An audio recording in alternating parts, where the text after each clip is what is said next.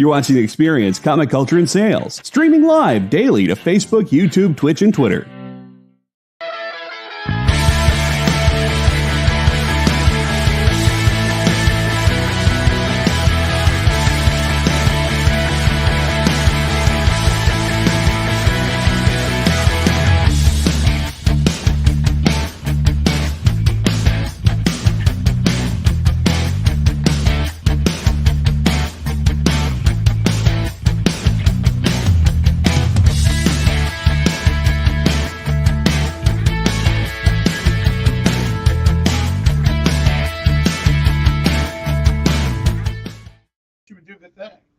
Hey, what's going on, man? We just got finished busting on Robbie a little bit. Are we running late, or do I need to refresh my screen? Yes. No, Preston. we are running late, We Preston. are 4 minutes late, and that's probably my fault. So these guys are always ready to go. No, it's not your fault. Okay. Now, it's not Robbie's fault. When you distract us and make horrible analogies, that's your fault. Absolutely, totally. All right, so we were busting on the Robbie no hat, the new no hat rhythm that he's rocking there. We're gonna call this the Downton Abbey version of Robbie. Ooh, I like that. I like that analogy. It's okay. Actually. You know, in one of my last videos, half my comments were about my look, my hair, my shirt. And then people were just like, bro, you're hot. I would give you a 6-figure salary right now. Like, there we go. So the audience consisted of your mom and sisters? Is that what you're basically telling us? The award went to his head, man. Now, you notice it's pop culture philosopher. The others got cut out. Yeah, you're not going to be like Elon Musk. It's all Robbie all the time. I've seen pre-Elon Musk, right? Dude was balding. I'm sorry. The dude was straight up balding bad. My guess is he hunted a human in the wild and scalped them and had it transferred on with like weird. Well, after he made the money, notice new Elon Musk, not balding. Now, when you got that kind of money, you can do anything you want. Obviously, I get that. But seriously, okay, if you look at those, he was not even 20, like in his early teens. The dude was balding straight up, bad. Like I'm gonna be 35 and I'm gonna be completely bald type. He just had hair sewed on or something. Hair plugs. I hear that's a very painful procedure. Thank you, Ken. Yeah, I'm being friends with doctors and going to see them are two different things. Man. Now the point is though, why are you friends with doctors? When we became friends, they weren't doctors. They were guys I had to pull out of the gutter because the police didn't want us sleeping in there, or I had to bring somebody under the boardwalk. I had to take someone out of a police. It wasn't quite a lockup, but it was a big room where they were holding everybody in during a spring break. I had to slide over there and sort of, hey, where do you want us to wait? And when they told us to go down the hall, we went down the hall, down the stairs, out to my truck and left. So they were not doctors then. Now they're respectable members of the community. One guy served on the local state assembly. He filled in for someone for a few months. I guess she had to leave because she had a baby. So her term was like 4 months. So for 4 months, one of my friends was a state assemblyman. I knew that guy when every other day had to be laundry day because, he only had 2 pairs of underwear to his name. All right. So to call out Ron, John, have you seen Ant-Man? You know what? I know this is going to be a little bit disappointing for people. Because I was sick, I saw Ant-Man. I've only seen Ant-Man 3 times, which for me is poor. I thought he was going to say he didn't go and see it because he was sick. And he didn't want to expose anybody else. Well, so all you're saying is you didn't want to expose anybody here? No, I did not see it. It came out Thursday here. Yes. And I had tickets for Thursday and Friday. I was too sick to go. I got a ticket for Saturday. About halfway through Saturday, I'm like, I'm still not feeling great. I went to see it on Sunday, and I saw it twice today. So that's 3. I've seen it 3 times. 3 times total. So this will not be the contest today, obviously, since we just gave the answer out. Now I'll tell you, this time next week it'll be very different. Because, hey, you had doctor's note. You're good. All right. So Amy did see it, although I have refrained from talking to Amy about the movie, saving it for the show. We talked a little bit about it. Speaking of saving stuff. All right. So John is in the house. I know. I saw. All right, John Spilios. On Friday, we had Jim Starlin, and we didn't get through everything. We're still talking about the red pants. Can't we talk about Robbie not having a hat on anymore? We already did. You look good, Robbie. I like it. Is that a Thank you. is that a tie? And anybody want me to stop distracting from the red pants because it's not working? Yeah, Right. right. Am I the only one? Tie too? Spoiler alert, Ant-Man and Wasp are in the movie. Joe, you got to go all the way if you're going to spoil it. All right, John. So we did not put this on the air Friday. We did run late. We only showed a few things, but once I saw you weren't in the show, I did not put these on the air. So, sequential pages. Amy, what's the price on these? Amy's the boss. She has it all. Look at Edward. For all we know, Robbie can have red pants on. We can only see him from the waist down. Right? Maybe I am the wearing the red Are you pants. wearing a tie? No, I am not wearing a tie. No. No, I think it's a t-shirt, man. Like, Well, I don't know because the microphone's sort of in the way. All right, go ahead. All right, so the MSRP are $500 and $450, right? Page 8 is $299, and then page 9 is $350. Okay. wow. What were the MSRPs though? $450, $500. All right, so this is $950. So John, I tell you what, we were going to do it for $299 and $350, but if you want both, we'll just make it an even $600. So here you go, John. holy cow, man. Beautiful Ron Garney, Tom Palmer inks by DJ Chichester script. So you'll let us know if there's any There's interest. just something about original art, man. Oh, here, I'll keep this safe, sir. I know you will. Amy's here. I'll get checked on the way out. You will. The All Blob, right, yes, The so- Stuff is a great movie. I love that movie. I guess that's Robbie's shirt. Are you eating it or is it eating you? It was one of those like midnight movies in the 80s that you had to see, and then afterwards you'd be like, why did I see this? It's a great All right, film. well, we've got Amy who has seen it as well, Yes. and Ron has seen it and has pretty much enjoyed it. Is what I'm gathering from Ron's statements. Good to hear. Yeah, there's a mid-credit scene, there's an end-credit scene. Robbie, have you seen it? I have not seen it. Fair enough. Neither have I. All right, so go ahead. Well, I know you didn't see it. Well, I did go and see Uncle Man this weekend instead, though. I got the wrong Nice. ticket. But I like that one. Basically, my deal is this. The reviews are mixed. They're going to be mixed. About 9 out of every 10 criticisms I've seen are bogus. The movie is not perfect. A good friend of mine, a guy I really like, a journalist I make an effort to follow, works for NJ.com. He went to see it. He's like a certified nerd. He thinks that Marvel needs to push the panic button a little bit. I do not. We've each seen the movie 3 times. I do not think the panic button needs to be pushed. I think that every complaint I saw that was not valid, somewhere along the line, compares everything to Endgame. And I've said this before, and I'll say it again. Endgame is like a once-in-a-lifetime sort of movie moment. Thank You you. can't manufacture that. I don't think you should be looking for that. Do you want to shoot for Winter Soldier? Do you want to shoot for,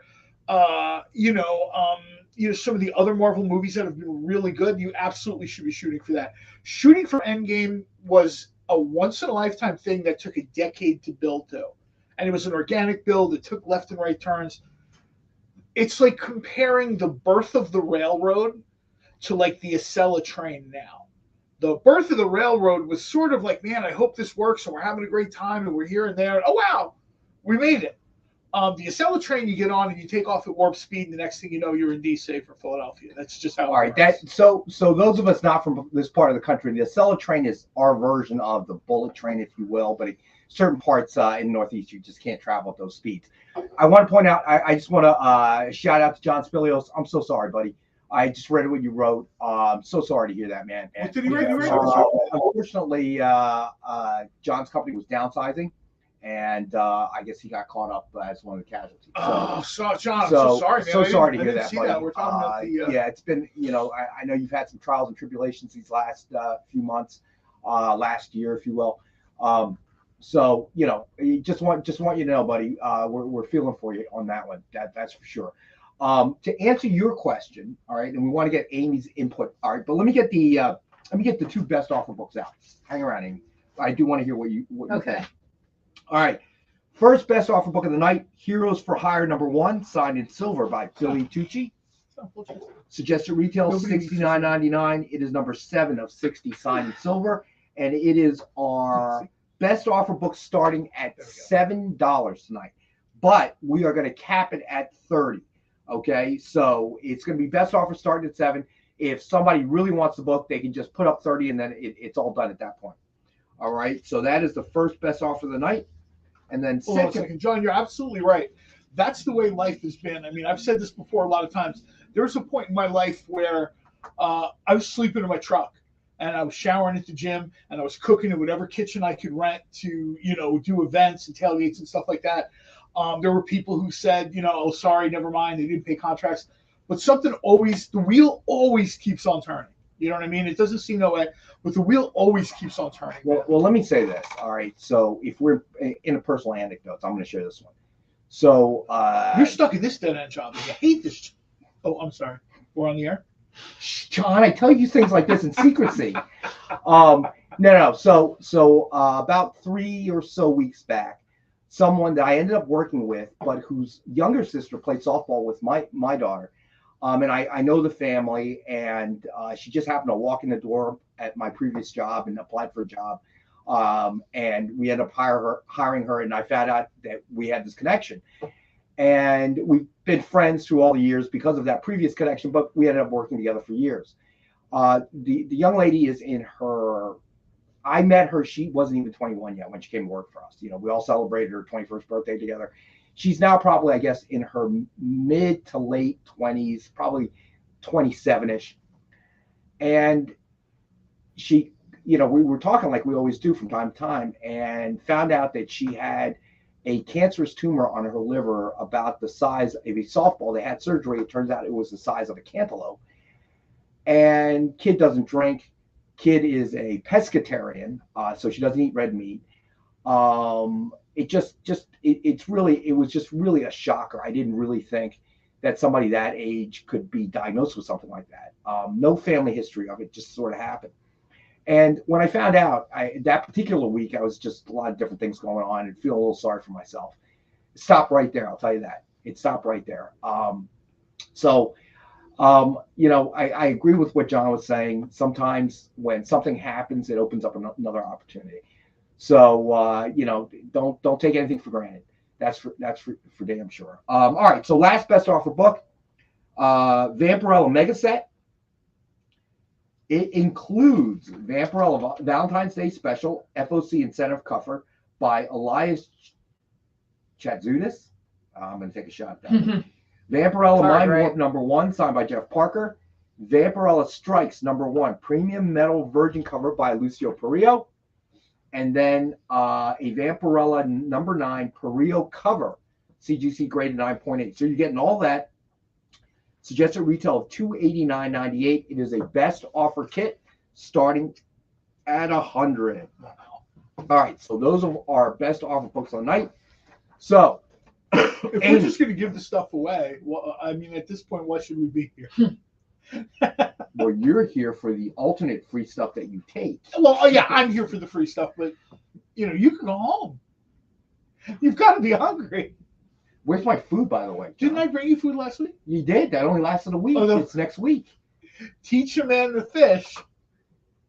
I had to teach you how to cook, brother. No, I just want you to hand me the fish. I know. I don't want you to teach me. I know. I want the fish, and I preferably want it as a po' boy. If I wanted to learn how to fish, I'd go on YouTube. So, Amy, tell us. Yeah, Amy.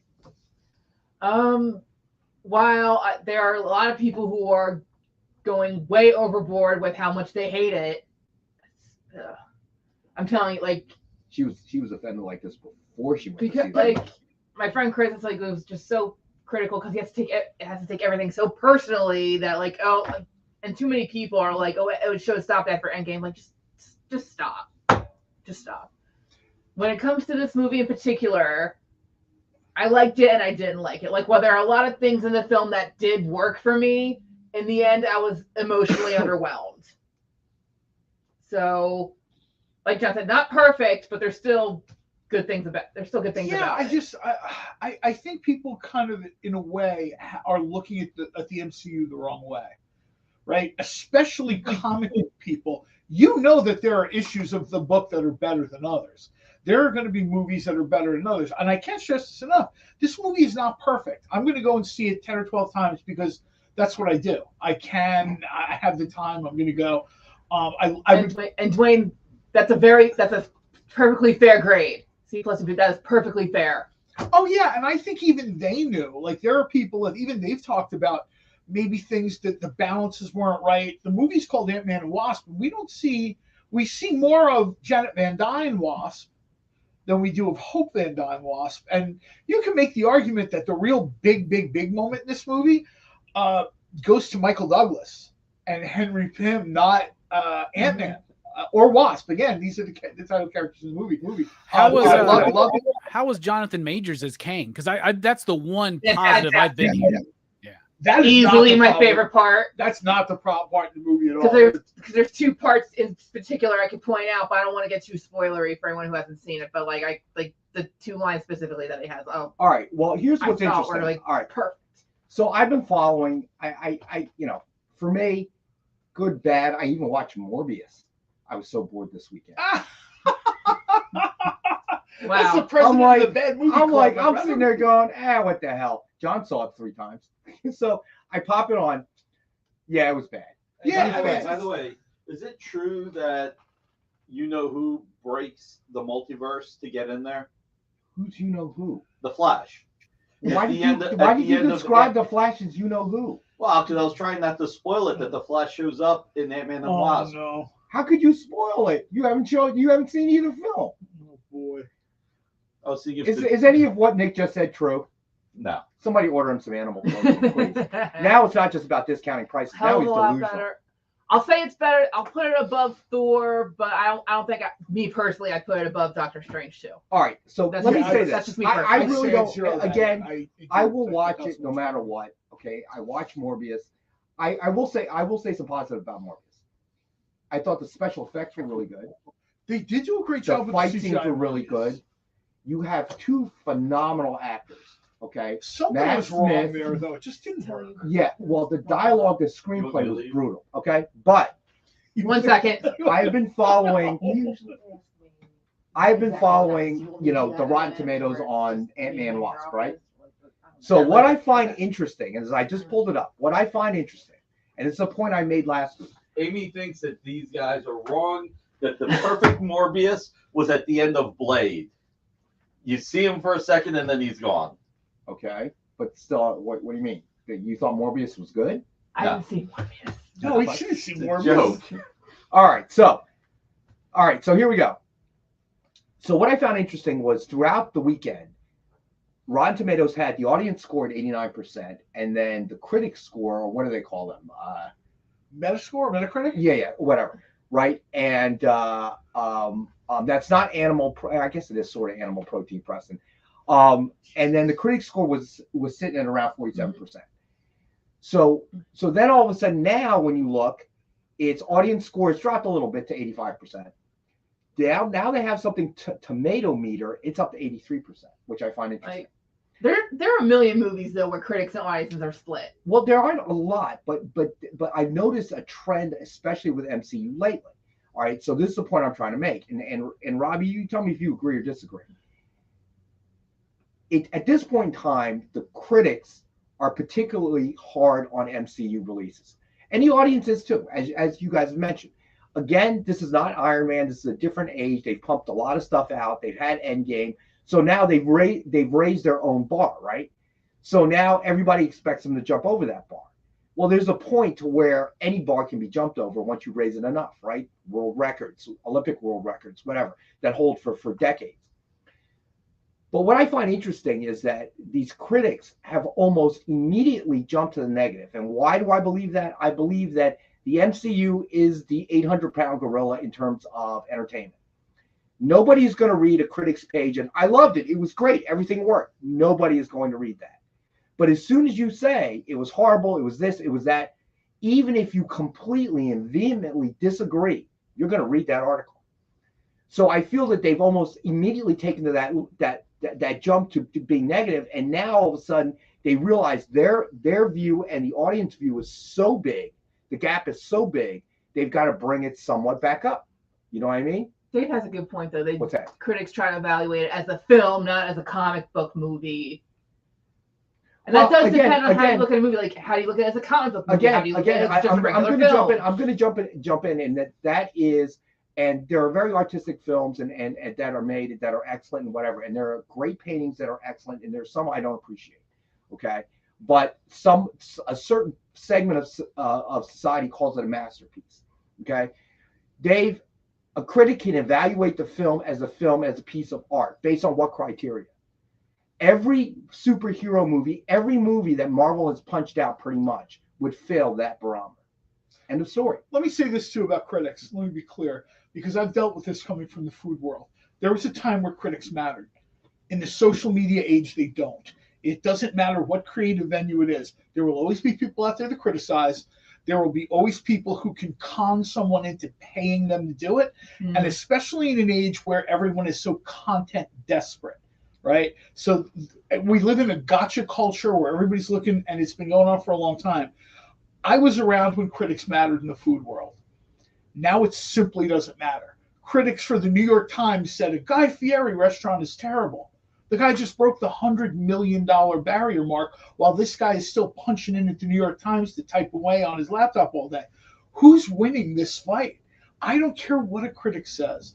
If the movie makes money and if people come out of there having bought the soda and the popcorn and having a good time, that's a win. When you say, oh, I don't think this movie because I'm grading it on the same scale that I grade Casablanca and Citizen Kane, not only am I laughing at you, but everyone who's into the film is laughing at you. They just don't care. And Dave Cerrone, I don't necessarily agree with you. I don't think all critics want to like a film. I think there are critics that want to like a film, but I think they also realize in the stage of social media, they've become less relevant based on what you just said, John. They are no longer relevant. The days of Siskel and Ebert, we'd watch that half-hour show religiously and based on what they said as to how a movie was going to grade. They are no longer relevant because I can get it online. Well, Siskel and Ebert used to say years ago, if we like a movie, we shoot for 2 hours to get 30 minutes. If we don't like a movie, we shoot 4 hours to get 30 minutes. The negative is always going to draw the attention in the spotlight. There you go. And I think another thing that happened, and why I don't like Rotten Tomatoes, for instance, or people like being like, well, the Rotten Tomatoes score is this. Like, they're a plethora. I never paid attention to that website ever. No, I never counted it. Me neither. It's like a plethora of critics, right? And so the point of a critic, first of all, if you're a good critic, you should be able to be like to judge a movie on its merit as to what it's trying to be and what it's attempting to do. Right? You don't grade everything on the same scale. Kevin Smith said this at Comic-Con in, I guess, 2017 or 18, I was there. And he said one of the problems he had with critics is two problems. First of all, they haven't done anything. So they haven't proven that they know what they're talking about. Second of all, you can't grade Clerks on the same scale that you grade Citizen Kane. And as soon as you do, it tells me and every other filmmaker, you don't know what you're talking about. Right. It doesn't matter what anyone else says. Yeah, and That's Rotten Tomatoes just puts like a score on it, right? And everybody wants to go. And like you said, we got this gotcha culture where everybody's like, look, this movie sucks. Look at the critic score. And then other people are like, no, the movie's awesome. Look how much money it made, right? Captain Marvel is a good one. We're like, it made this much money, but the critic score's down low. And then look at that whole Transformers franchise. Those movies are terrible, but they made a lot of money, right? Sure. And what I like doing is I find critics that align with the way I think about movies, and then I just pay attention to those critics. You know what I'm saying? Like, I don't care about a score that's an amalgam of like 80 different critics and then like a bunch of fans. That's just me. I don't know. You're asking me to take into too many opinions into account of people I don't know, I don't care about, or I don't even trust. If I know Amy and Amy says, hey, this is a good coffee shop, I'll probably bomb over there. If somebody tells me an aggregate score of 39 other fatheads have said this is not a good place, I'm probably not going to buy into that. All right. So do we have Ant-Man like a book actually? We do actually. So yeah, we got some cool CCAs over here. Let's throw one up before we have to go to break. All right. Since we're talking about Ant-Man and Wasp anyway. All right, we've got the Invincible Iron Man number 600 signed with Ant-Man and Wasp cover sketch by Joe Del Beato and Mariano Nicieza. We $149.99 with the two figures. All right. And we have the one available at $62 for 1962 when Ant-Man and Wasp first appeared in Tales to Astonish number 27. All right. Again, I'm always amazed at when Joe and Mariano get together and they start doing their stuff. They put a lot of thought into it as well. But all right, let's go to our first break. We'll be back in a couple minutes. We got a lot to unpack about the new movie, so I can't wait to talk about it. Stay with us.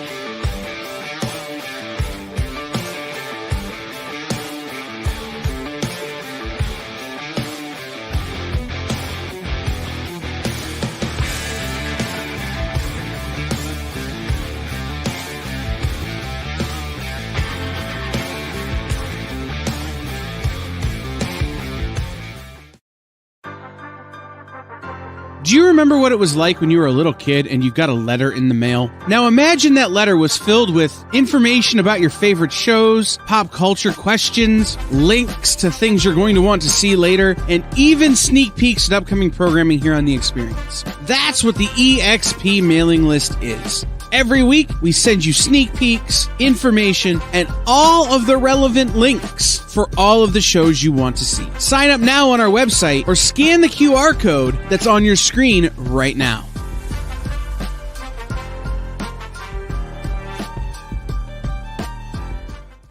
Did you know that every Experience show, including some exclusive content, streams on Twitch? Check it out, twitch.tv/the_EXP. Or just scan that QR code. You just finished the last episode of your favorite news show, and you just have to talk about it. But all your friends are ghosting you because of that incident last week at the buffet. Oh, you know the one. What you did to that chowder. Ugh. Keeps me up at night.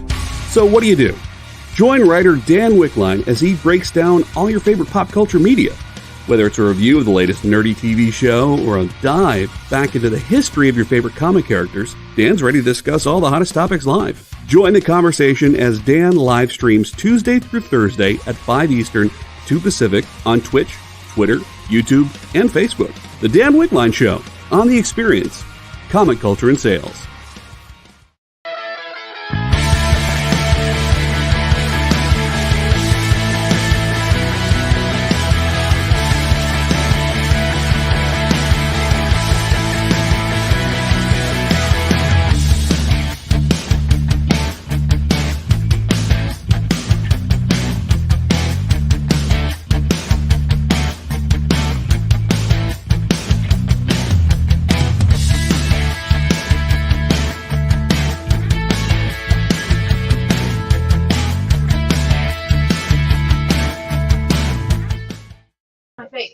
Hey, all right, so We're back.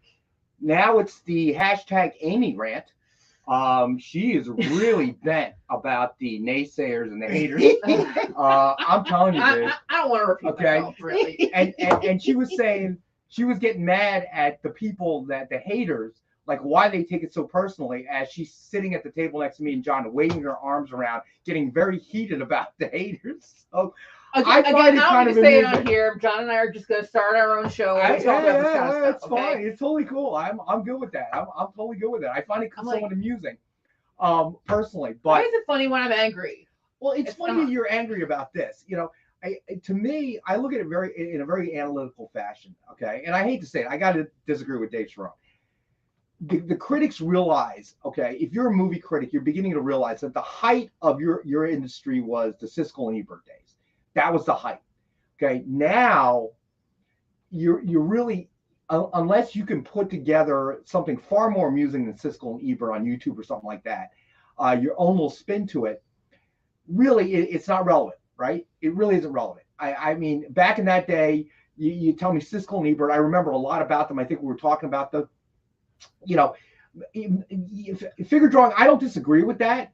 They had their shtick, they had their lane, and they worked well against each other. And we were talking about this last week, and somebody mentioned, one was with a Chicago paper, I forget which, and then one was with the New York Times, but they both reside in Chicago. Why would I remember this from two old guys, middle-aged guys that were on TV every week for 30 Why would minutes? anyone care to listen to two middle-aged guys just ramble and talk? But we did religiously once a week. We did. That's all we had. Now, and it beat reading it in the papers and everything else, right? So they found something new. But then, of course, now you got Rotten Tomatoes. You got Rotten Tomatoes. You got all these other places. And now, as Robbie mentioned, those critics have become an amalgamation. Okay, out of the 60 critics, 300 critics, however many that we polled, this is the percentage we got. So now I don't need to listen to that individual voice. And not only that, but I need to know, and this is what I used to say with food critics. I still say it to this day, which is why a big part of my show was making fun of these guys. And, I went from nobody listening to 10,000 people a week listening in South Jersey was because I would say, can you cook? Have you been to culinary school? Is this just you in a nice suit conning someone into paying you for your opinion? See, to me, you're a con man. You're not a critic. If someone has a culinary education, knows how to cook, even a hobbyist cook, I'm interested in your opinion. When you're someone that rolls into a place with a bow tie and a 30-year-old suit and eats free food and has moderate typing skills and a sucker to platform your opinion, I don't care what you have to think. The days of their opinion mattering are done, and I think you're going to see that moving forward with everything. So Stevie B, I think we did bring this up, Siskel and Ebert, on the Wednesday show. And I will tell you straight up, Alec had no idea who we were talking about. None, zero. I remember being a kid. I used to watch Siskel and Ebert all the time. Made the Captain Pickard thing look good. Okay, that's what I'm telling you. All right, it's that bad. Mark, what's going on, man? All right, so thanks, everyone. Why don't we give these people books or something? Well, you were named to keep talking. Okay. Now that's on me. You people gonna put it on me? Once we came back on, that's because John was talking. We won't speak again until 5 books are purchased. Go ahead. The fantasy of it, just the fantasy of it. Rex buys 5 books. Now I'm going to talk real slow. All right, so to get our Ant-Man Wasp thing books out of the way, sort of. All right, we have. Let me see. We have this one's good. Avengers AI #1, signed with Kang cover sketch by Joe Delbiato, Mariana Nicieza, $119.99, and it is. We have the one for $64 for 1964, the year that Kang first appeared. I love this cover. This the color combination with the yellow and the purple that pops. That's really nice. It is. So just so you know, Mariano and Joe Delbiato worked way ahead. Knowing that the Ant-Man Wasp movie was coming up, you can see the colors and just the detail. Well, they said it. The Kang costume would be hard to translate in a movie. This is exactly why they said it would be hard to translate, because it's hard to grab beauty like this in 3 dimensions or 2 dimensions. People who've seen the movie know they did a great job with the costume. Well, is Jonathan Majors wearing them thigh highs like he is here in this cover, man? Because those are pretty bold.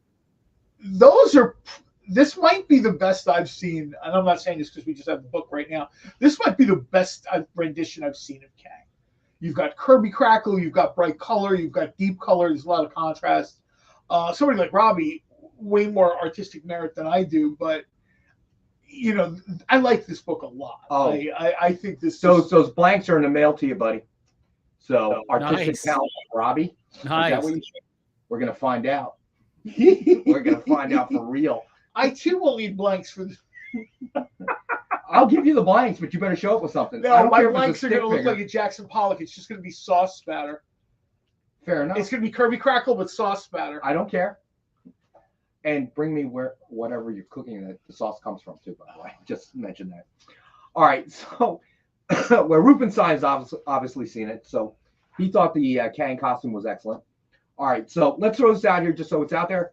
Dynamite 10-pack reader set, 10 random Dynamite titles, $3.99 cover price or higher. And as always, we have it for $5 for all 10 copies, 50 cents a copy. You really can't lose. All right. So All right, so Amy is very upset about the haters. Okay. While Amy catches her breath, I want to hear what Robbie thinks about this movie. Because after all, I'm not award winning. He is. So I want to hear what Robbie has to Robbie say. hasn't seen it. I haven't seen it yet. Yeah. Oh, all right. So well, then I that guess- just shows you how excited I am. Like, I mean, I am pumped to see it. I want to see it. I want to see Jonathan Majors as Kang. He is worth watching, 100%. That's what I hear. And then the reviews come in, and I'm like, oh, okay, so it's the weekend got busy, and so with the reviews, I was like, I want to, because as much crap as we're talking about critics, I'm one. You know what I'm saying? So like, I want to be able to give my opinion on the movie, and I've been a little bit harsh on Marvel in Phase 4 because I do think it's just a little lackluster, a little directionless, and I was hoping that this movie would get us on a path. Does it do that at least, Amy? I'm still like, see, I don't want to do too many spoilers, well, but it kind of seems like it does. like, But it's not much of an Ant-Man movie, if that makes sense. But as a precursor of what's coming up with Kang, I think it's a good setup. Because at the end of the movie, by the end of the movie, I'm interested in Kang and what's gonna lead into Kang Dynasty. Because again, like, he has so many, like, all his scenes are great in the movie, and every time there's tension going on, like, I'm scared of this guy. I'm genuinely scared of him and what he's gonna do. I love the I love the scene at the end with him fighting the ants and all that. I just that's one of the better Marvel fight scenes I've seen. I think that here's a good way to put this too. Ant-Man for me is a more lighthearted movie. It's a heist movie, especially in the first one, right? It's a little bit lighthearted. The first movie I thought was fairly lighthearted. You had a lightweight villain, there wasn't a lot. Second one, a little bit more, maybe a little bit more serious, but still, you make the argument, it's an adventure story, it's a love story, whatever. This third movie for Ant-Man, you maybe can even make the case that this is the wrong movie to do for Ant-Man. Because the quantum universe is so serious in what's going on beyond that you know what I mean? They did the story that was teased in the trailer, I would have been like, holy crap, this was phenomenal. Because almost the whole movie, I'm like, I'm so into this, and then after the movie was over, I'm like, I'm missing something here. Well, you had Peyton Reed say when he went in to do the third Ant-Man movie, he was like, I'll do it. But he told Kevin Feige he wanted a serious villain. He didn't want like a throwaway guy in a suit. And I don't mind the hero and villain matchup here. I think for the most part it does work. Again, I feel like parts of the story could have matched up to that. That was the parts of that was lacking. And someone asked me if I like She-Hulk. Yes, I liked She-Hulk. Was it perfect? No, but was it highly enjoyable? Hell yeah, and I want a second season. I really enjoyed She-Hulk. She-Hulk is just entertaining to watch. And I don't think there's any people were looking for something. I understand the criticisms, but I think if they got a second season, they could look at those criticisms and make it better. All right, so let's run a look out here. I just want to go on record and say I didn't like it. Just that's okay. Yeah. Yes, you've been on record. Okay, that y'all like it. Y'all are wrong, but it's okay. All right, so let's throw up Hulk number 1. No. Let's not do that one. Let's do this one first. Invincible Iron Man number 600, signed with MODOK and Kang cover sketch by Joe Del Beato and Mariano Nicieza. 2 full figures there. It's just a retail of $169.99, and we have the one available for $89.99. All right. Yeah, this is another real. No, well, I guess there's a pun intended here. Timely cover to have for the movie just coming out or whatever, having Kang and MODOK together. All right, and then you know what? Should we throw all the CCAs? Yeah, go ahead. Yeah. All right. So the last CCA of the night. Hulk number 1 signed with Spider-Man versus Gray Hulk cover sketch by Joe Del Beato and Mariano Nicieza. This one. It really has that Todd McFarlane DNA in it, right? Yeah, I was about to be like paging Mr. McFarlane. Heck yeah. Look at the detail. And when we say stuff like that, we mean it in the best possible way. Where that's just how I tend to describe things. I don't, I'm fairly certain that's what they're going for here, right? Yeah. Totally. So suggested retail of $189.99, and we have the one available for $100 tonight. All right, so lots to talk about, but let's do a Rex cap real fast. All right, so here we go. Real quick Rex cap. Dynamite 10-pack reader set, suggested retail of $40, $3.99 cover price or higher, and we have it available as a thank you to our viewers at $5.50 a copy. Then our first best offer book, Heroes for Hire #1, signed in silver by Billy Tucci. It's just a retail of $69.99. It is a best offer book starting at $7.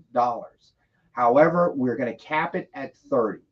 All right, but currently it is open for best offer at $7. And this is another property that has been kind of in the rumor mill for a while. That, because, we've got Daredevil back, right? And now everyone's wondering what's going to happen with all these other characters. One of the things they've talked about the Defenders. They've talked about Heroes for Hire, sort of having a rotating cast. Right. All right. So then we had Avengers AI #1, signed with Kang, cover sketch by Joe Del Beato, Mariano Nicieza. Suggested retail of $119.99. And we have the one available for $64. Then we did the Invincible Iron Man #600, signed with Ant-Man and Wasp, cover sketch by Joe Del Beato, Mariano Nicieza. Suggested retail of $149.99, and we have the one available for $62. Then we did Hulk #1, signed with Spider-Man versus Gray Hulk, cover sketch by Joe Del Beato and Mariano Nicieza. Suggested retail of $189.99, and we have the one available for $100. Then we did the Invincible Iron Man #600, signed with MODOK and Kang, cover sketch by Joe Del Beato, Mariano Nicieza. Suggested retail of $169.99, and we have the one available for $89.99. Then we did the Vampirella Mega Set. Includes Vampirella Valentine's Day Special FOC incentive cover by Elias Chadzudis. Vampirella Mind Warp #1, signed by Jeff Parker. Vampirella Strikes #1, premium metal virgin cover by Lucio Perillo.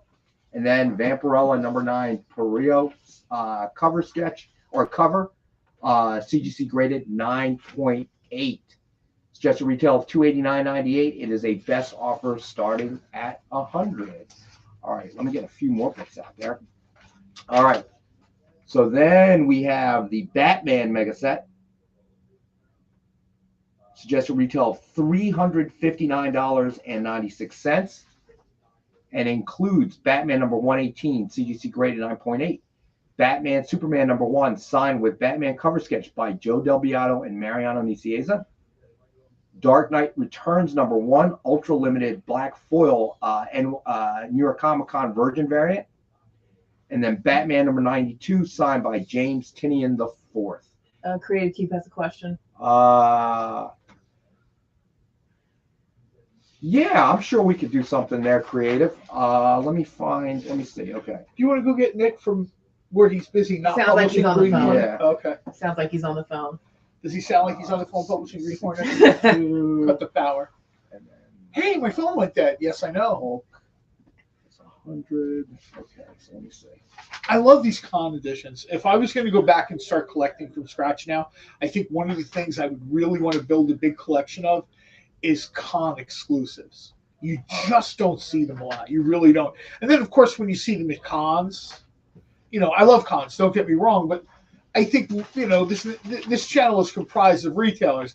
I think everybody knows when you go to a con, the retailer is paying for premium space, so you're going to pay a premium price. You know what I mean? You really have to sort of, when you have a chance to get a con cover somewhere, you probably want to call your shot there, not wait till I'll be in Chicago and get it. All right, so Creative. So altogether it comes to $226. We can do it for $199. So let me know if you're interested, buddy.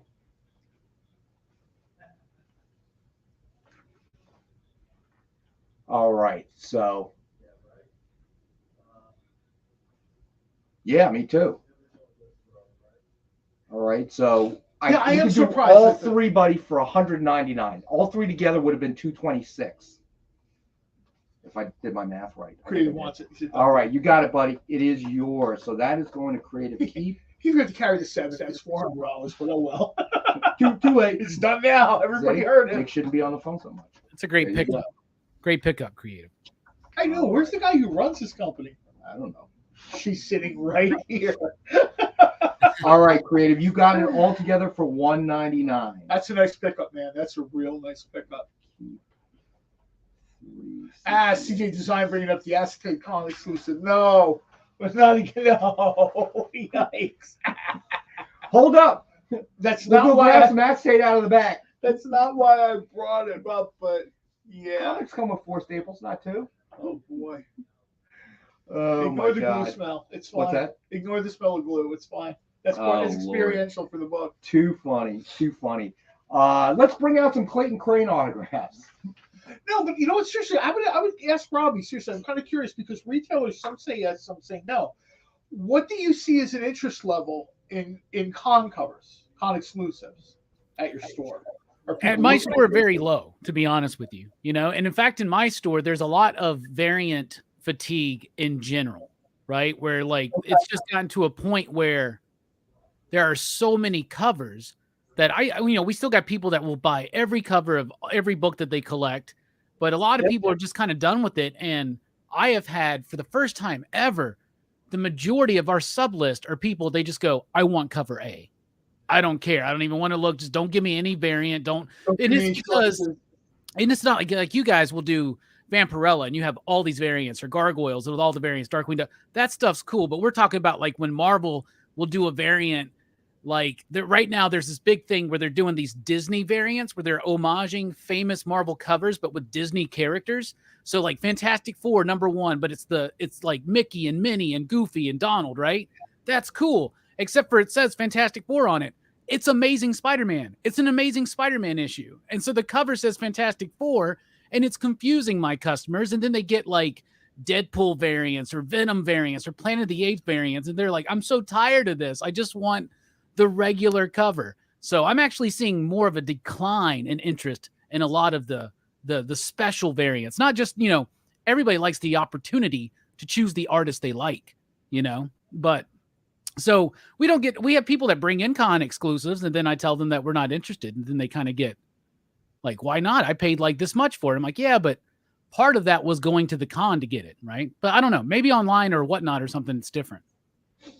Well, I asked because I was down at a place called River City Comics in Berlin, like maybe a half hour south from here. And I was talking to one of the managers. They have like a couple managers over there. I was talking to one guy, Saeed, and he said to me, he said, I have people coming in here, and if a book doesn't have variants, I see the interest is low. Like people would rather buy 3 titles of 5 variants each than 15 different books. And he was, as a retailer, he's afraid the variants are because people have like a set amount of money. We've talked about this a bunch of times, right? People sort of have their comic book budget. Well, whatever your deal is, I don't care if it's comics or video games, whatever it is, you have a budget, right? And when you look at, and this guy Saeed brought up, he's a huge Red Sonja fan, has been for years. And he said, I have people that come in and they'll get the Red Sonja books and they'll drop another book. And I try to create a balance for my customer between, you want to get the covers you want, right? But, you don't want to turn around and drop something. Somebody doesn't want to drop, another book just so you know what I mean? It's difficult. I kind of, and I'm certainly not blaming the collector, but I think a way to help collectors with some of the fatigue is be real specific in what cover you want. Like make sure you seek out what the cover variations are going to be in the solicitations ahead of time. So I know I want D and F, or I know I just want C, right? Don't drop the books, and yeah, Dynamite does a ton of variants for stuff, but I don't want to see people dropping books and comic sales falling off. You know what I mean? I understand, sometimes you see Batman 19 different ways in a cover. He looks amazing. That's great, but don't buy other books because you're buying 19 copies of the same book. This takes me back to the bad old days of the 90s. That's a good point. You know what I mean? In the 90s, you'd have a comic book company would come out with, Bloody Black Death Strike #1, and it was in platinum, gold, silver, copper, bronze, like you go all the way down the periodic table of the elements. And while you were so busy picking up that zinc cover, people would just stop buying other books. Well, I'm out of money now. So, I can't afford Flash, Aquaman. It's also good for Philosophers. Yeah, right? So, yeah, I think that you want to strike a balance, and I think your retailer wants you to strike a balance too, because the retailer wants to keep all the publishers in play, right? Right. Like Robbie doesn't want to like not be selling like IDW because nobody's buying the books. I mean that Excuse helps me, guys. that helps him out as zero. So I think a little bit, if you're one of those people, I kind of wanted to mention this last week, but I wasn't here. If you're one of those people that are kind of doing the juggling act of, do I want more variants?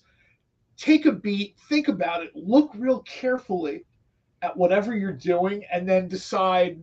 Now there are people that are going to, we have people that whatever Lucio Perillo does, if he draws on a cocktail napkin, they will buy it.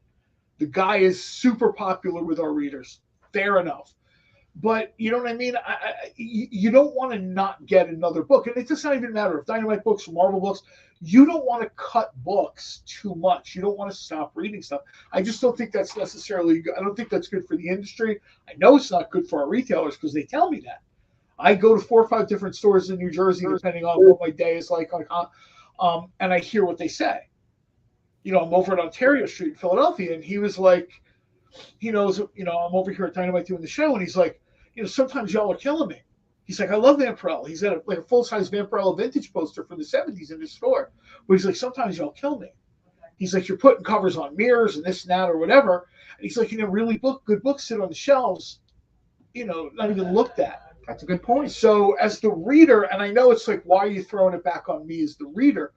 I would say, yeah, Dwayne, you're absolutely right. J. Scott Campbell, Lindsay, there's 3 or 4 guys. Their names on variant covers are just money. There's no ifs, ands, or buts about it. But I would think, like we said, read comics. It's perfectly fine to collect what you like, collect an artist, a particular artist. Maybe Lindsay is your guy. You're going to collect everything he does. But, please don't completely abandon other creators, other publishers, because you feel like you need every single, some variants are super cool. And even depending on the company, and other times other variants are made simply because the market is there right now. So, I hate when I see good books get torpedoed. Right. And it's because somebody is walking out of the store. It just reminds me of the 90s. You know what I mean? Companies go broke because, they do. Well, I can see the difficulty it causes retailers because you don't know what to stock. The choices become too many. Yeah, this entire channel are retailers. I mean, we're not. We're more, we're not retailers as such. But all these people, Robbie, Miss Jen, all these people that are on all these channels, almost all of them are either retailers or work at stores or, however you want to look at it. I'd say, well, not all, but most of them. I see the majority of people on this channel. And I want to see all of them prosper. You know what I mean? So when we're talking about variants, yeah, sure. Also, when you pick up the variant you want at the point where it's published, you don't wind up buying it 3 years later for 5 times the money. Right. So if you're more careful on the day it drops, you save yourself some money that you could take back to Robbie's store or somebody else's store and pick up more books. I know people watch this show and Robbie will mention a really cool book and there's dead silence in the chat. And I know it's because nobody read the book. And if Robbie is taking a note on his show to say, hey, this book is really good this week, if he's looking at it, you should be looking at it. If it's not your thing, that's fine. People don't like horror comics or Western comics. That's fine. But if Robbie's telling you on his show, we're not just Robbie, anybody's telling you on this show, this is what I like this week.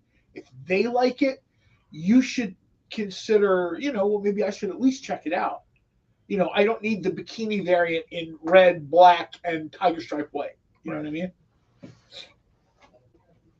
Right. Well, I think one of the things I really like about, like with Marvel, and I see Ed Weird talking about it with like getting tired of like, why we have a Gwen cover for my Fantastic Four book? Why is there an Aliens cover for my X-Men book, right? What I love about what y'all do with your covers, and yeah, Dynamite will go crazy and ham on some of these covers, right? But 7. What I love about it is that means like I got people that are like, I want the cosplay and the Lucio Perillo ones, or I want the Linsner ones, or I want the I'm like, if whatever Dynamite book I get, if there's an option for Jay Lee, that's what I'm getting, right? And I like that there's a consistency there. So now I can follow this run and have the same artist. Like my buddy Brian is a huge fan of Sue Lee. And so he's been able to get the Sue Lee covers for Cherish, even though there's also all other great characters, but he's collecting it for those covers, for her art, and for the story, you know? And so that's what I like. There's consistency in y'all's variant program. And we've been talking about the ratio variants, the incentives. I hate the incentives. As a retailer, I'm tired of it. Like, you ain't forcing me to buy extra copies just so I can get a 1 in 100.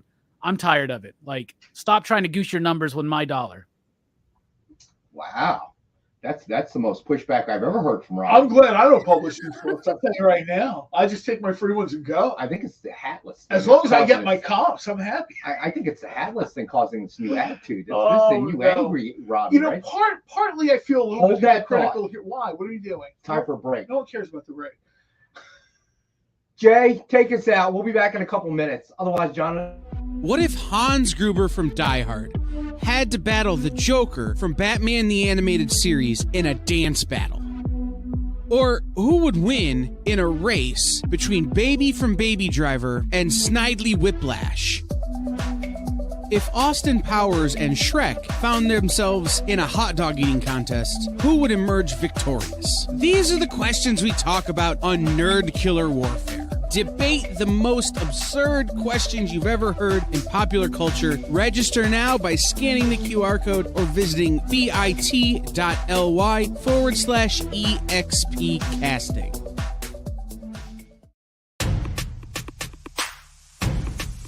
Go follow the experience on TikTok at @the_EXP1 or scan the QR code on the screen. Our TikTok is like everywhere else we are, except you only have to deal with us for a minute. Seems like a win-win to me.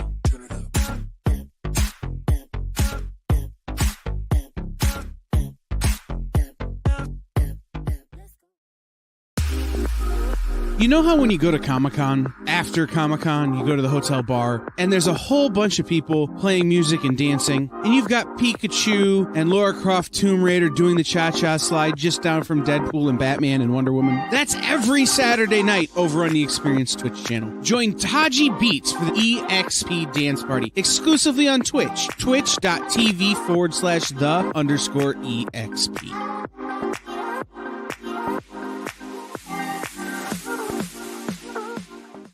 To be continued. 3 little words that hold the secret to the next great story. 3 words that will thrill you, confound you, give life to new possibilities. Every variation of To Be Continued is a promise. A promise of adventure. A promise of excitement. A promise of unseen wonders and unexplored worlds. A promise that every issue you read makes you a part of a never-ending journey. And behind every page, there will be an unopened door waiting for you.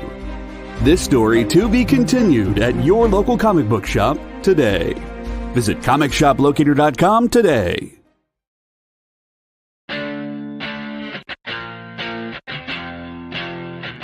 You're watching The Experience Comic Culture and Sales, streaming live daily to Facebook, YouTube, Twitch, and Twitter.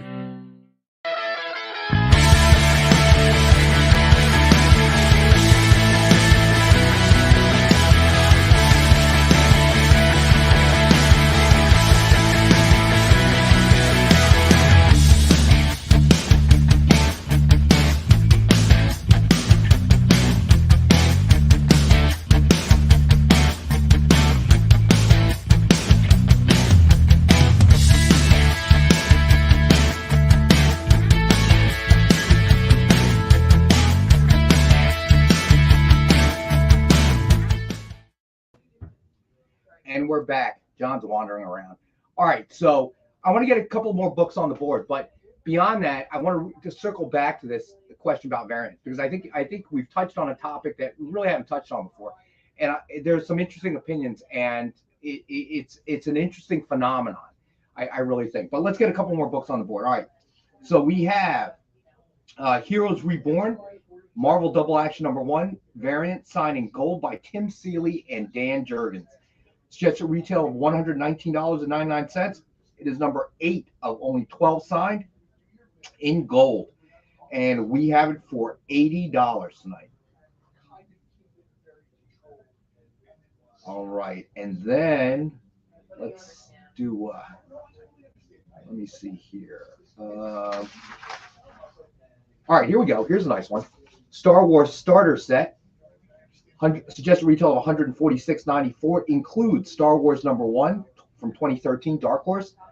Star Wars number 2 from 2013. Star Wars number 3 from 2013. Star Wars number 4 from 2013. And then Star Wars number 1 DF exclusive cover from Marvel, signed by Greg Land. So you get all of that, $146.94 value, and you get the starter set for $100. Some great Alex Ross covers in there too. Correct. So lifelike. Yeah, he's doing a whole, speaking of variants, he's doing a whole line of, you know, he did those timeless variants where it was just like the virgin Alex Ross image of the hero. They're doing villain versions of that now. And that's cool. And those are variants that like people really get excited about, right? Like, and it really messes up my numbers because like then I look at him like, man, why did I sell like 200 extra copies of this one random issue of Doctor Strange? Oh, it was because it had an Alex Ross cover. Dwayne's a pain. That's an interesting statement right there, buddy. About the Vampirella? Yeah, that actually is a very interesting comment there. What I think is interesting is, you know, I know you guys have, Dynamite has done like a toned down version, not necessarily like all ages or kid friendly, but they did try to tone down Deja Thoris and Red Sonja and Vampy for a while. And it just seemed like the audience wasn't there. But now that you're bringing in a newer audience of younger readers and readers that have that nostalgia, and they're like, I know people that are reading Gargoyles and Darkwing Duck with their kids. You know what I'm saying? So now you get an influx of new younger readers because of the Disney properties you guys have been working with. I think it's a good as time as any to do something like that, like in more all ages, bouncy, friendly Vampirella book or Red Sonja or something. I like. John forgot to print on the table. See, the first one is like a Dodge. I leave and you see it here, so now in everybody's mind it's here. Later on in the show, this won't be here, and people will be like, "What happened to the prints?" Who can say? I like Mark's suggestion. Wednesday Adam Comics Backwoods. I would say, yeah, you'd have to probably tone down the cover and story, so both in order to introduce it to a younger generation. But I like that idea actually. That's an interesting idea. That's actually a very productive one. Yeah, less violent, less sexy, but like still very powerful and empowering, right? You know, that's cool. Yeah, it could be, you know. It could be done, and I think there might be an audience that might be interested in it. Yeah, I'd like to see the kid version of Evil Ernie. How about that? You know me. I am very much. I thought Little Vampy had legs. I thought it's been done a little bit in the past, but I think a story showing Red Sonja from where she got to where she is would really have a unique energy, because as it is now, we see a lot of popularity for Red Sonja as she's in this bizarre caretaker role. You know, she's rolling with a little kid for the last couple of years, and you know the sales are strong, so people are clearly digging that. You know what I mean? Where if 15 years ago I had said, "Hey, we're going to do Red Sonja as a mom," you know, I'd have gotten thrown out of whoever had Red Sonja at the time. Might have been Dynamite at the time, but you know what I mean? So I think like Little Vampy works, especially with the right artist. I think you get a guy like, help me out here, he's on Instagram all the time, Mike Myhack. I'm ruining his name. But I think that's an art style. His art style really sort of leads into what used to be called young adult. Like I used to get these books for my goddaughter all the time. I mean, now she's a woman. But when she was younger, I'd go to the store and I'd have to go to like the young adult section. And, you know, I would have to pick up, you know, I really like what's his name? He's doing Gargoyles. He did that Deja Thoris book. Is it like, oh my goodness, George Kimbadias or something like that? Like I always mess up his name. I apologize. At some point, he's probably going to join us, either this show or maybe something we do on YouTube for a little chit chat. But yeah, I mess up his name. But that's another artist whose art style, like Robbie says, would absolutely lend itself to. I want to address what Backwoods is saying. So that's a good Kato. point. Let me go tell Nick I need Kid Kato. Okay, we want this to actually get printed, so you might want to step back a minute. All right, Backwoods. I would be thinking it would be something that would run in tandem with the regular titles on Vampy. So it wouldn't be something Now, if somebody's going to stop reading the main Vampy title because of the toned down version, well, that's their prerogative. If people are going to do that, my guess is people who are reading Vampirella read Vampirella for a couple different reasons. All guys read it because we do it out of force of habit. You know what I mean? A guy like me has been reading this book since 1979 in magazine form, so I just buy the book. Yeah, well, like DC can do serious Batman books, and at the same time, they can do Batman books for mature audiences, and they can do Batman books for all ages and for young adults and young readers. And yeah, Dynamite could do the exact same. In fact, y'all do. Y'all have books for almost everybody. It's just that I think that would be cool. Like that Vampirella costume where she's like, she's wearing more like shorts and the shirt, and she's still got that collar. Like that's a cool. I think he needs a Kate Leth costume. One of the criticisms of the Kate Leth version of Vampirella is she looked like she was 14 and not like an immortal sort of, goddess from another planet. But I think that's a great point. A different version of her costume, but that still calls back to, the popped collar or whatever. I think that would work. Yeah, do like Scooby-Doo type style, right? Solving the mysteries, running around, all that kind of that's a really good idea. I don't know. Unfortunately, my opinion, in terms of publishing it, has very little weight. But well, why don't you fly Robbie up, have a meeting with Nick? Don't dang me. Then we can all go get cheesesteaks and beer together. We're definitely doing that. This meeting we're having at the brewery. That's a foregone conclusion. All right. So let's all go to the Spam Museum for the meeting. How about that? Let's all go to Minnesota. So we all go. We all got to fly out. I take the train. I got nothing to do all day. I don't mind. Somebody said something to me about, are you going to fly to Chicago? I'm like, fly? No. Go to Chicago? Absolutely. Drive. All right. So let's segue into this since we're talking about 13 hours. Oh, we have a request. We can probably do it. Hold on. Let me get this book up there. Vengeance of Vampirella number 10, CGC graded, guaranteed 9.8. Suggested retail $89.99. It is a 5-star at $50 book. Go ahead, John. We have a great show up, all of a sudden we're selling. Robbie had a great idea, and I talked about this. We talked about this a while back. Actually, I believe it was Marcus's idea. Was it Marcus's idea? What, to start selling during the show? No, that's crazy talk. Almost like a young adult version of characters like Vampirella. You mean like Little Dynamites when we did? I know Little Vampy, Little maybe Red not quite Sonja. that young, but sort of like a transitional character to kind of get a newer market. Vampirella before she's full on Vampirella, and Red Sonja. Dwayne, sorry it was about Dwayne. That. It was Thomas Dwayne, Bishop. How are you, sir? Thank you, Dwayne. Yeah, I think All right. I think that's, but it has to start. The first young adult title has to be Kid Kato. Let's be clear. No, it doesn't. No, it doesn't. No one is going to care about the others unless Nice it starts try. with Kid Kato. Stating it. I'm actually, honestly, I'm surprised he didn't say Little Green Guy. No, nobody cares about him before he becomes Green Hornet. He's just a spoiled rich kid. Dwayne's got a great idea, though. Like, think about if anybody's familiar with Buffy the Vampire Slayer and that kind of vibe, like a teenage Vampirella with friends, with a crew, solving mysteries. That'd be cool, man. We actually did that in that series. I forget the woman who wrote it. Kate Leth series. We kind of did that there. It was poo-pooed, but if we present it differently, it can be done. Between now and then, can you guys buy some stuff? No, I'm kidding. Hey, officially unofficial geek. Long time no see. Great to be here. I love those. When you guys did that, Nick, when Vampirella, I think, and Red Sonja and Deja Thors, I thought that was great. I loved those redesigns. It was cool. And yeah, it's as something that would go in tandem with the other line. I think it could work, like the branding of it or something, right? Yeah. What we did last time, we had those titles replace the titles. And I want Little Red Pants Devil. Oh my God. You go, Marcus. Strange Vamp Academy. I like that. Oh yeah, I like drawing. the Academy idea. So Dynamite Academy.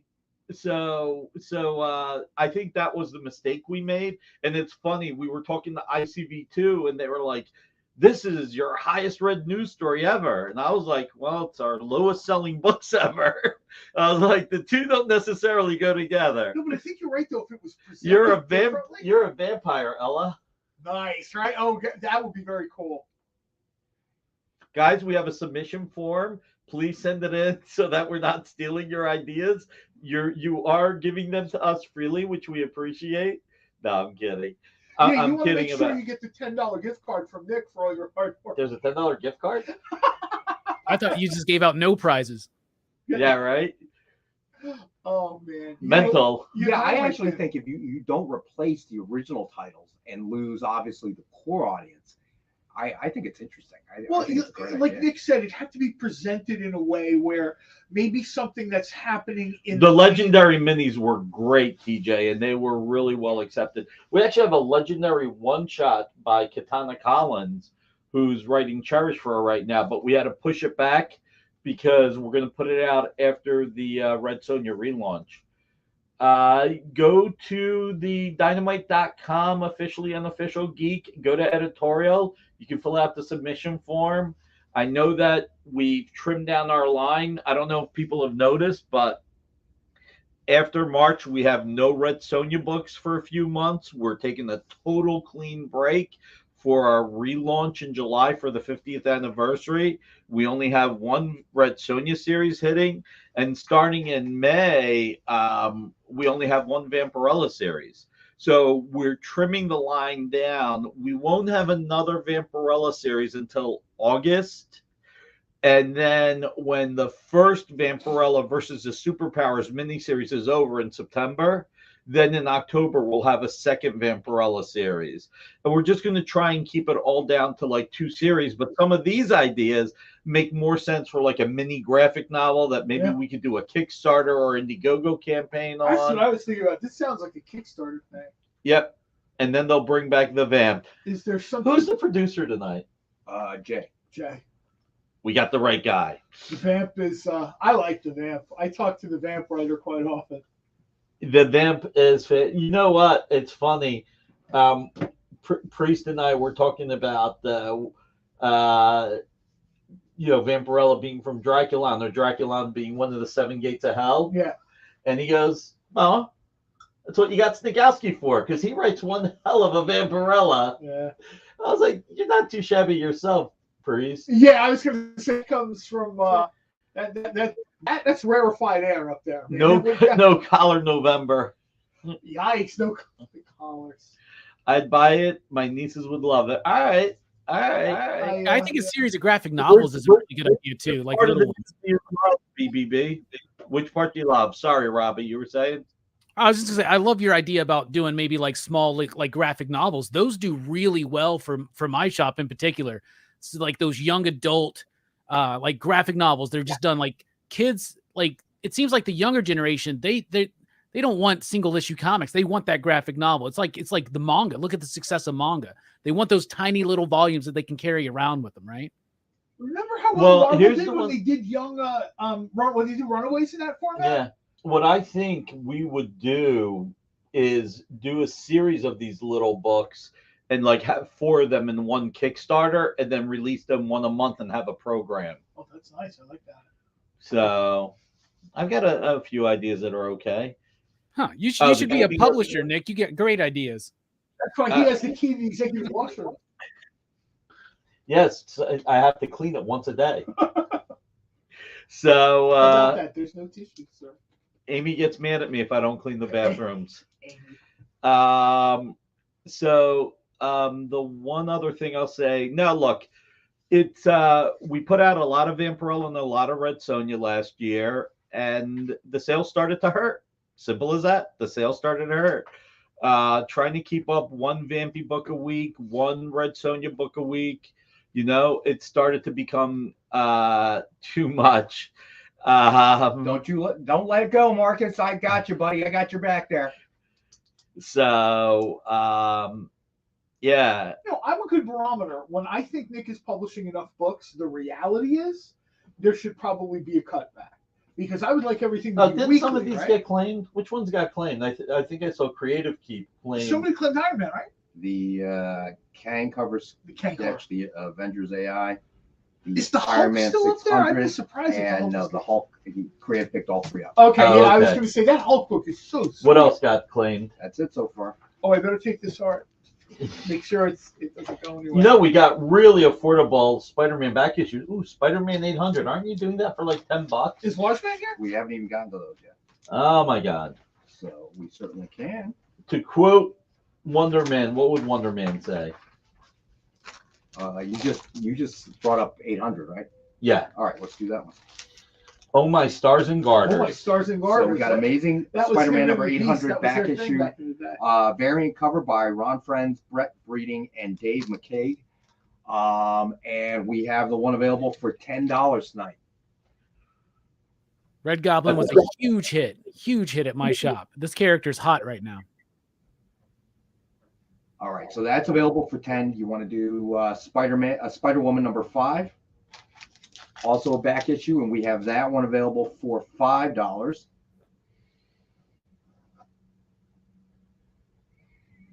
All right. All right, and then Captain America and the Mighty Avengers number 1, and we have that one available for $5 as well. Nice.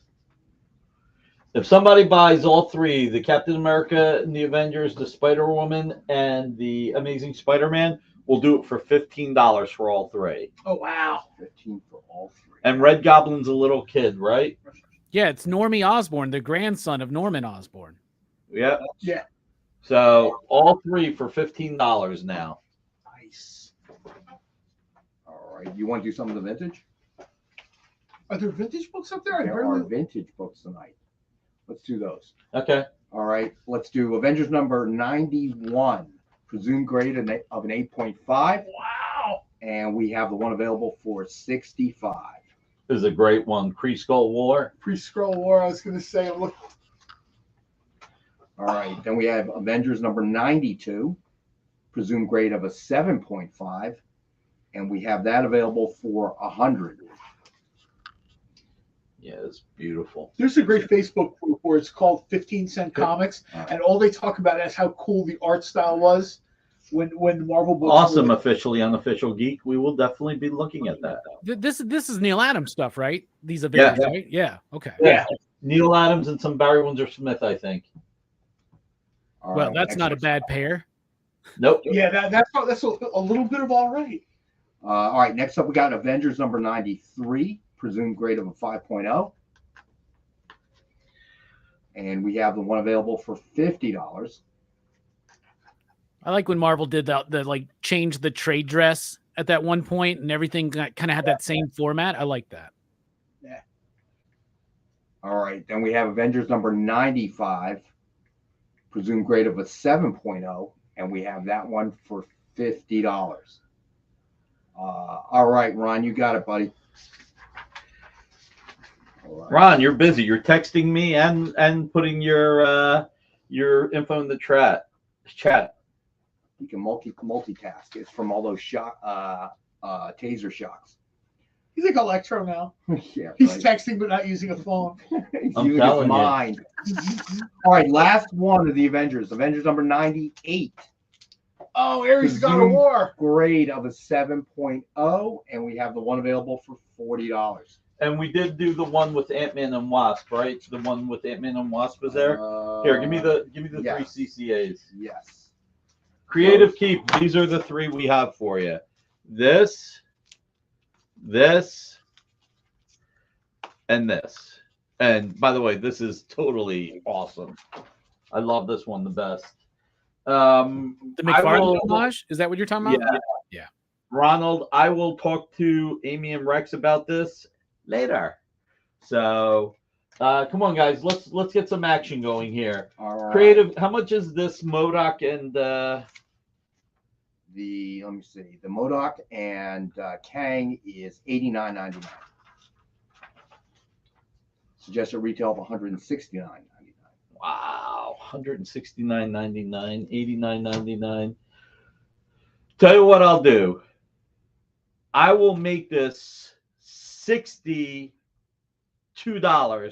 for the year Ant-Man first appeared.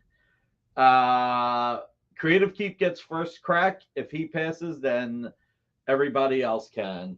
So $62. Dwayne's a pain. Dwayne's a pain's taking it. Nice. You got it, Dwayne. Got you, buddy. The Heroes for Hire. You okay with that is- creative keep? Because I did say he had first crack. The Heroes for Hire is best offer, Ron, starting at 7. Heroes for Hire. Heroes for Hire. Is that the Billy Tucci sign book? That is Where's it at? on screen. It's Oh, here there. it is. A I little was going to crowded. say, did we put? Check it out, Ron. Creative keep. I can only afford 3. So, Ron, it's best offer starting at $7. Oh man, That's a $70 book. between you mentioning Billy Tucci and the young adult talk. You know what I'm thinking of? A book called I'm Teen afraid. Fury. I'm afraid. No, it's a book called Teen Fury. Her life in a prep school. We already got the Fighting Furies happening. See, when people wonder why it is I ask for books and Nick eventually publishes them, you have to understand the sheer volume of Dwayne's requests I Pain's make up of to him. 10. Nice. All By the right. way, we're stopping this at $30 or when the show's over. I want somebody to get this at wholesale. So it's $69.99 MSRP, but we're stopping either at $30 or at the end of the show. And trust me, this is a blockbuster price at this point. You know what you should do, Jay, from now on? You should put current offer $10. Like when you do the scroll, whatever the current offer is, pop that one there. What else we got? Let's see. We can do. Incoming. Go ahead. Oh, incoming. Okay, go ahead. Check it out. So, incoming number 1, signed in silver by Donnie Cates. Suggested retail of $69.99. It is number 1 of 25 signed in silver, and it is a 5-star at $50 book. Huge book, huge key. Even with a lot of keys calming down, this one is still huge. Ronald Dwayne's already at $10, so you got to go above $10. Let's try and do increments of $2 at least, guys. $2 till 20. And then $5 till 30. So $2 till 20, and once we get to 20, $5 till 30. So how about the Dark Knight Master Race? Yeah. Hold on. That Dave is Dorman cover. That's a Dark great Knight cover. 3 Master Race M&M Comics exclusive variant edition. We found it out there in the wild at $43, and we have it for $19.86. Nice. 1986, the year Dark Knight hit. Is that I like watched- the Superman logo, like exploding behind him or something? Yep. Yeah, if you look real carefully, that's sort of the. I love the tread on those boots too. Very realistic. I love the tread on the boots, and I love the bat because his logo looks like is on the bats. Right. All right. I It's got like you, the Ron. bat. That's hysterical. This is my bat. I'm Batman. Bat. Did we do the Star Wars Mandalorian yet? We have not. Oh. This is 15 for Heroes for Hire, by the way. I don't know if you saw that. I did. Yes. Jenna Burns. Hey, Jenna.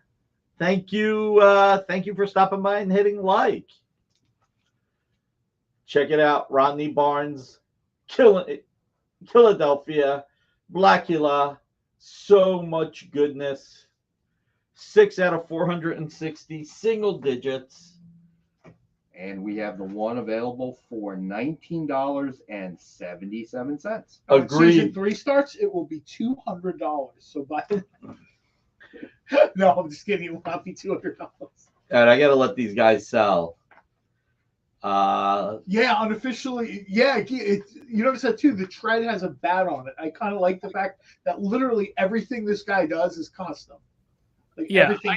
Like I remember in the I think it's the first cover for Hush, like Jim Lee drew like the bat symbol in his boot treads, and I just love this idea that I feel like Batman makes his own stuff, you know? Like he doesn't go out to the store to buy, he doesn't go to Kohl's to buy boots. So he makes his own, and he takes the extra effort to put that bat symbol on the tread of the boots. Well, that's sort of. By the way, everybody, yes, after our show, 8 o'clock, Jenna Burns, General Disorder. Don't forget. Just FYI. Let's get some action going here. Let's do some action. All right, we got 15 on the Heroes Reborn, which is great. Tell you what, let's do 15 on the Dark Knight. $43 book, $15. With the bat boot. Come on, let's get some action going. Let's move some items off The the bat rack. boot and the bat can be yours. And it's double bats. Double bats. He's not going to the military surplus. Batman's got way too much time if he's doing that. That's funny. You know, he just makes Alfred do it, right? He's just like, Alfred, I need some more boots. Make sure you put bat symbols on them. Look, the most active I've ever seen Alfred is when he became Bizarro Alfred in the Super Friends and traps Batman and Robin. That's the most physical I've ever seen Alfred. I'm just saying. Ronald claims the Mandalorian. Right. Good claim, man. Especially since it's number 6. Single digits, baby. Ron claims the Mandalorian. All right. Jenna is right. That man does have way too much time. I think he's doing all that, dude. So, do you remember that episode of the Super Friends? I vaguely remember that one. But if you want to see, I vaguely remember that one. But if you want to see an active Alfred, read the Jeff Johns, Gary Frank Batman Earth one. Yeah, Batman Earth one. The Alfred in that one is like BA. He is like really hardcore. He's real similar to the Alfred in the one Batman, Beware the Batman. I'm trying to think of the name of that series they did, where he was very much sort of this idea that Alfred had like an MI5 or special branch. How much for the future states? Let's see. All right, so DC Future State starter set, 2 books, Immortal Wonder Woman #1 variant cover, and Gotham #1, and we have the one set for $10. It's about That's a a $17. Huh? That's a Momoko cover too. Yep. Yeah, the Wonder Woman. That is correct. That's gorgeous. So I love that it when Peach is able to like do a whole composition and not just like some she does so much work right now, but that composition, the sense of movement in that is really exceptional to me. It's So- gorgeous. OUG, both books would be $10. All right, if you're interested. Let's see. It's really And- great having Jenna and officially unofficial back on the show. Thank you, guys, gals. Got to make sure I use the right term. Got to make sure, respectfully. All right. You know what? How about punchline #1? Here we go. We have the one available for we found it in the wild, going for about 16. We have the one available for 10. Tell you what, let's make it 8. Let's cut it in half. All right. So we're now at 8. This is absolutely. We've talked about this before. This is. I really got to get something to eat. This is I got to absolutely. eat more than freaking. You know who I've been on the phone with? pistachios. The board. They would like you to go get some food, sir. Are you the person who's telling the pizza place not to deliver? I think you're telling the pizza I gotta place take not care to of my deliver. John, it's not me. It's not, I don't have that kind of influence. you see, people would really like. Dwayne, this Dwayne, you plan. got it, buddy. That's Preston right. got it first. Oh, sorry. We talked about Preston, this with sorry about that, buddy. with No, AR Preston. a while back too. Dwayne, sorry about that. Preston, I got you, buddy. We talked about that a while back with AR. That this is a character that you're going to wind up seeing in more stuff. Yeah. She's sort of been designed with traction, like there's go there. It's How not much just- for the incoming book? It's 5-star at 50. It's really sweet copy, but most important, it is #1 of only 25 in the world. The Silver Signature series is nice. All right. Let's see what Ronald says about incoming, and then we'll get to the Star Wars. I made spam fried rice the See, other Jenna should be day. on this show. Oh, You should Jenna, we want you here. We know all the things spam related.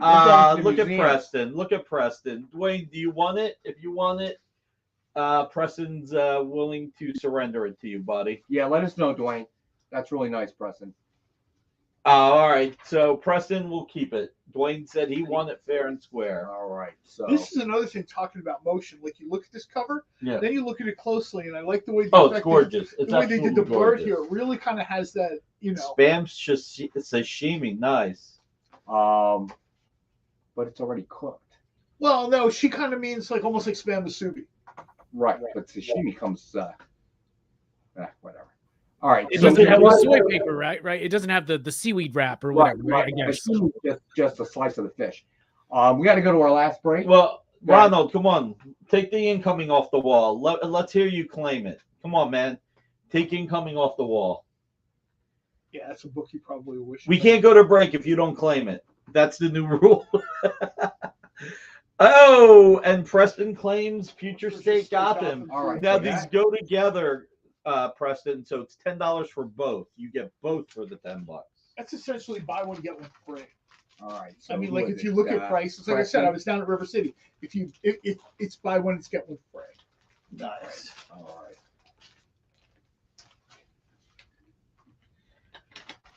right.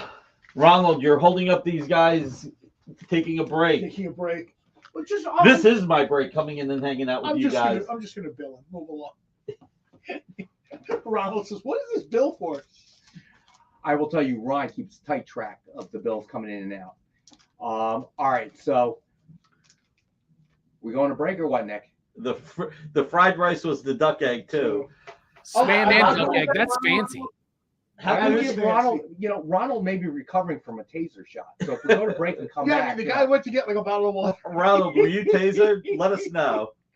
well, if he was 2 tasered, clicks his were- fingers may not be working for him to type that. So you At gotta this keep that in point, the mind. electricity should just make him stronger, right? Right? Come on, whatever doesn't kill you makes you stronger. Well, then he should be. I'm Superman. doing too much of a hard Jenna, sell tell here. Kyle we want an experience cooking Actually, you know what? Did we offer this yet? We did. This is one of the best books we're offering tonight. Oh, Marvel Double Double Action. Dan Jurgens and I think Jerry Ordway, Tim Seeley's script. Nice. Hey, it worked, This Nick. is beautiful. You pressured him into buying it. And you guys get a break. All right. I guess we're gonna go to break now. We'll be back in a couple We'll be back minutes. in a couple minutes. Did you know that across America there are over 2, maybe even 3 live stream producers who can't even afford Mountain Dew? Take Brian here.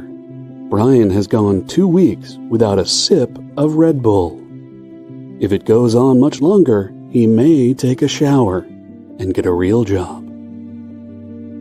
Situations like this are as tragic as they are preventable. Join the experience on YouTube and gain access to special emojis and members-only streams. For less than a cup of coffee, you can keep socially awkward hermit people working from their parents' basements where they belong. Scan the QR code on the screen to join. You'll be glad you did.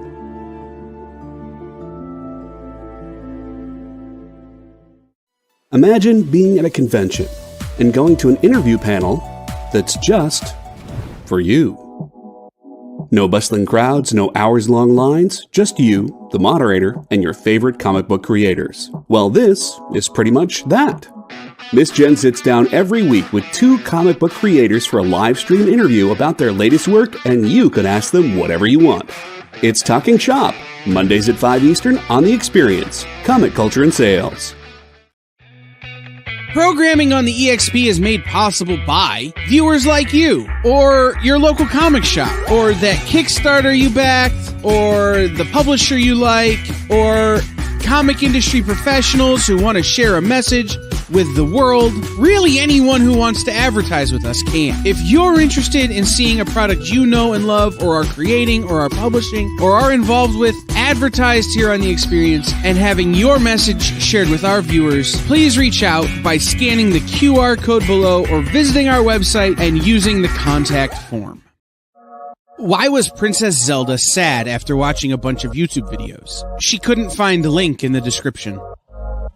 We'll stop if you subscribe to our YouTube channel.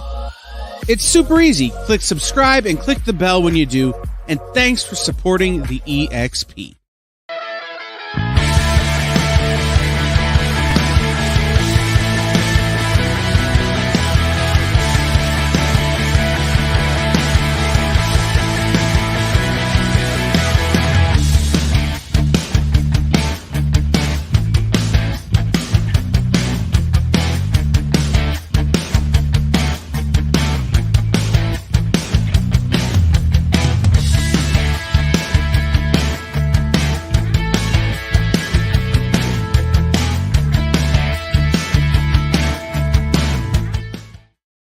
We're back. All right. A couple things I just want to hit real quick. Ron, I'm sure somebody, because Ron said he hoped somebody was paying attention to what he bought tonight because he didn't. Yes, sir. Yeah, somebody's got paying you. attention. Jenna, yeah, we should absolutely talk about doing cooking videos for the experience. Well, no, because she cooks, Kyle cooks, I cook a little bit, and I think it would. I will be the taste tester. Well, it's funny that you I'm brought up looking spam forward to this job. because I think the first thing I made for you was spam loco moco. No, you've never made spam bowl. We talk about this all the time. You You did brought it not home. make it. Your daughter tried it. Remember? Oh, that's right. That's right. That's right. That's right. Never mind. Forget I said that. Never mind. Literally, this is the thirdish time we've had this conversation. And be prepared for many more. Okay. No, but the point is that spam seems to be a That's right. thing that cooks love to mess around with, right? Because it's that unloved thing on the shelf. And if at you the mess it store. up, it doesn't cost that much. It's spam, man. What do you want me to do? Oh my God. All right. So let's Cooking also. with comics, I think, is really I cool. feel like having spam now. I'm not even playing. I really do. You got to make that for me again. You know what? When I cooked at the Super Bowl party, that one whole side of the griddle that is like a cooler side, spam sat there the whole time. So everybody got a budget like chicken sandwich. Yeah, the food I brought you by that time, the spam was gone. But people would get like a bonus spam in there, like I would make like a chicken torta, All right. and they would be like chicken. I'm gonna have a small Rex rant. How you come in last Monday bringing me a whole week's worth of food, and today you come in with nothing? Did you like it? Was it good? Yes. Why did you come in with nothing this week? I was kind of mapping it in. I kind of penciled it in. Well, I don't have to go to the grocery store. John's going to bring me a week's worth of food. Jen is right. The price of spam has gone up like 40% in 2 or 3 years since you started seeing all these sort of, chefy Really? types like, oh, yeah, I wanna do feel this? our show is responsible for some of that. Yeah, I think so. TJ, people are having to use Armor Treat hold because on they a can't second afford here. spam anymore. Let me find Not quite it. the same, right? All right, No, it's so not. It's got a so different TJ, texture. gotcha, buddy. You are up to 18 on Heroes for Hire. Gotcha. And OUG was wanting to hear about the Star Wars books again. Okay, Oh, let's do that one real quick, and then we'll get to the rest. I of knew the I book. missed something else. A bunch of things scrolled up once. All on the right, thing and so I missed Star Wars starter set suggests a retail of $146.94, and it comes with Star Wars number 1, 2013 from Dark Horse, Star Wars number 2, 2013 from Dark Horse, Star Wars number 3 from 2013, Star Wars number 4 from 2013, and then Star Wars number 1 DF exclusive cover signed by Greg Land. This is the Marvel one.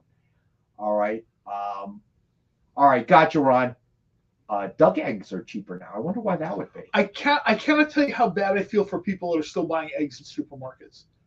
That's just the prices I see is heartbreaking to me. Like $6.99 for a dozen eggs, and I'm like, knock on wood, I buy my eggs at a farm, so for like $6.99 I get like a bucket of mixed brown and white eggs. Where do you I remember seeing all these people start talking about the price of eggs, right? And I was like, I had no idea what was going on. And then one day I got the craving for spam and eggs, and I go to the store and I'm like, there's no eggs. That's a $37 disc now. Jenna mentioned it a little while ago.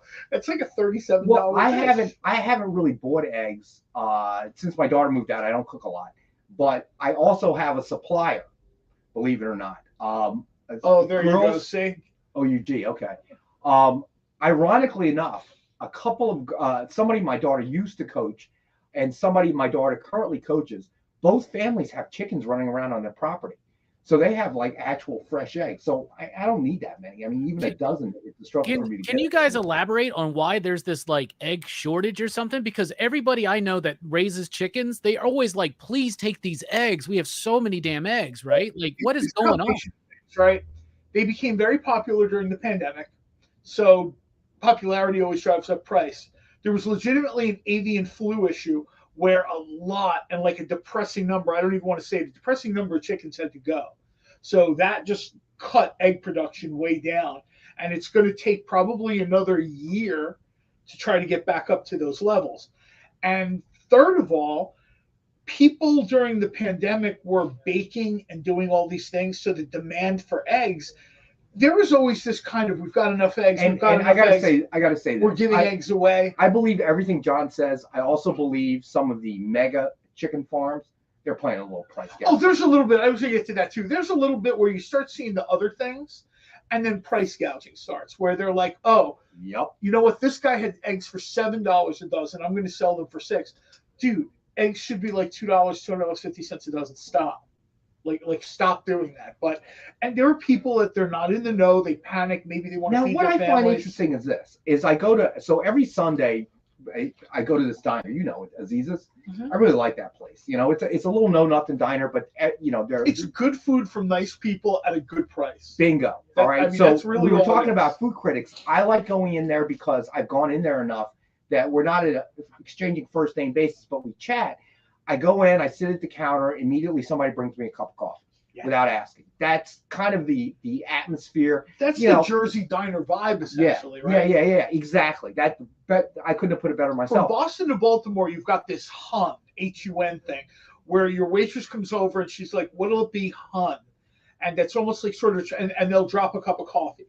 You know what I mean? And that's how you're. And even though, like you said, maybe you're not on a first name basis. I don't know what car she drives or whatever, but there's that quintessential like diner server customer dynamic, which just helps you start your day off. And if you're a regular, as I said, you know, the woman immediately, she only works there on Sundays, helps the family out. Yep. Immediately brings me a cup of coffee, a little chit chat, and then they have their breakfast special, which is like $7 some, which is 2 pancakes, 2 breakfast meats, usually bacon, and then your eggs. Yeah. All right. Or I'll get the fried eggs with the yolk running with the toast and the home fries. And it's just they know me and whatever, and everybody that comes in there they seem to know, which is kind of cool. I got that 2-for thing one day, and the lady was laughing who brought me my stuff because I got like 2 pieces of pork roll, 2 eggs, 2 things of bacon, and I took it apart and reassembled it. Otherwise known as Taylor ham for you guys in North Jersey. Oh yeah. Continue. So it was a stack, right? So it was like pancake, pork roll, egg, pancake, pork roll, egg, and she's like, "I've literally never seen anyone do that. We've been here for decades." And I was like, it's just a little joint, it's not real an fancy. place. They close at 2:00, and I used to drive by this place all the time, but would never be in that area that part of the day. And now with practice on Sundays, I go there, I have breakfast, and then it's right around the corner from the facility, and I go and we run practice. And I had never tried it, and after meeting John, I'm like, how the hell do I live in a town for 20 some odd years and I don't know this place that I've passed about 1 million times? So I've been a little bit more adventurous, not really cooking at home now that my daughter's kind of an empty nester. So I started trying these places, and it's nice to have John as a friend because he knows every place. Okay. Preston, actually, we've gone through all of them. You weren't paying attention, my friend. All right. Anthony, are we talking about Soylent Green? All right. Let me get the last few books. We'll do a Rex cap before the end. So, Preston, we only have 4 books left, my friend. So here we go. King in Black, Darkness Reigns, #1, variant signed in silver by Ryan Stegman. Love his autograph, by the way. We've talked about that before. That's one of the more unique signatures, I think. Yeah, it looks like a dinosaur. I love it. The Stegosaurus, the play on his name. Yeah, that's very cool. I bet he regrets it now, though. Being a superstar artist, I bet he's like, man, I should have just did a. He never thought he'd have to sign his name like 10,000 times. Too many beers before that first signature. All right, so suggested retail is $69.99. It is one of our 5-star $50 books. All right, then we have Future State Justice League #1, signed by Joshua Williamson. Suggested retail of $49.99 is #3 at $55, and we have the one available for $30. All right. I know there are people that did not like this version of Justice League, but the Hall of Justice in the background made me get the book. And I thought they had a little something here. I think Future State, a little bit play on its name or whatever. I think Future State, I love DC characters and I hate DC editorials. So there's like this mixed blessing feeling I always have. Right. I would love to see them pick a direction and commit to it for more than 18 or 24 months. And I think literally pushing things towards the future is probably their strongest option. They're strong to just get people on board and keep them on board. All right. So last 2 books, Vampirella Strikes #10, limited edition virgin art cover by Lucio Perillo. It's just a retail of $50, and we have the one available for $40. Beautiful. And then we have Draculina Blood Simple #1, limited edition art cover How by. much are you selling that book for? That one's $40. And by Joseph Michael Linsner. There we go. Yeah, All right. It's just a retail of 50, and we have the one available for 40. All right. You said this was from Blood Simple, right? Yeah. All right. So let's do a Rex Cat. Jay. Rex Cat. All right. Here we go. You see, each one of these experience shows needs like a little cooking segment, right? Like, where did you get? I your totally food? am. I'm down with that, dude. I am totally down Well, with if that. you see the stuff that Kyle does, he sends me pictures sometimes. That guy is like a barbecue. So between you and Kyle and Jenna, we should have enough to cover a show. And like I said, I don't know some other people. Most of the people on this channel make food or like food. Well, most of us like food. All right, here we go. So we started off with Dynamite 10-pack reader set, 10 random Dynamite titles, just a retail cover price of $3.99 or higher. And as always, we have all 10 books for $5, 50 cents a copy. Can't go wrong. Then we had Heroes Reborn, Marvel, Double Action #1, variant signing gold by Tim Seeley and Dan Jurgens. It's just a retail of $119.99. It is $80 for number 8, only 12 signed, and it is number 8 of 12. Then we had King in Black, Darkness Reigns, #1, variant signed in silver by Ryan Stegman. It's just a retail of $69.99, and we have the one available as a 5-star $50 book. Then we did Future State Justice League #1, signed by Joshua Williamson. It's just a retail of $49.99. We have the 3 out of 55 signed for $30 for number 3. Then we had, let's see here, Vampirella Strikes #10, limited edition, Virgin art cover by Lucio Purio. It's just a retail of $50, and we have the one available at $40. Then we did Draculina, Blood Simple #1, limited edition art cover by Joseph Michael Linsner. It's just a retail of $50, and we have the one available for $40. Then we did the Vampirella Mega Set. It's just a retail of $289.98. Includes Vampirella Valentine's Day Special One-Shot, FOC incentive cover by Elias Chadudis. Vampirella Mind Warp #1, signed by Jeff Parker. Vampirella Strikes #1, premium metal virgin cover by Lucio Purio. And then Vampirella #9, also Lucio Purio cover, CGC graded, guaranteed 9.8. You're going to get all 4 books. It is a best offer starting at 100, so anybody that puts up an offer for it will probably get it tonight. Mind Warp is great. That's one of the comps I made sure to get the Atlas Comics version of that cover. Very cool. I'll tell you what would work. Somebody's talking about doing fried rice or whatever. We pick an ingredient like Spam, seeing as how it's always part of the show, and each person does their own kind of spin on it. Ooh, So it's like Iron Chef, then, is what you're saying. Yeah, you know what I mean? And then this way people are sort of, you know what I mean?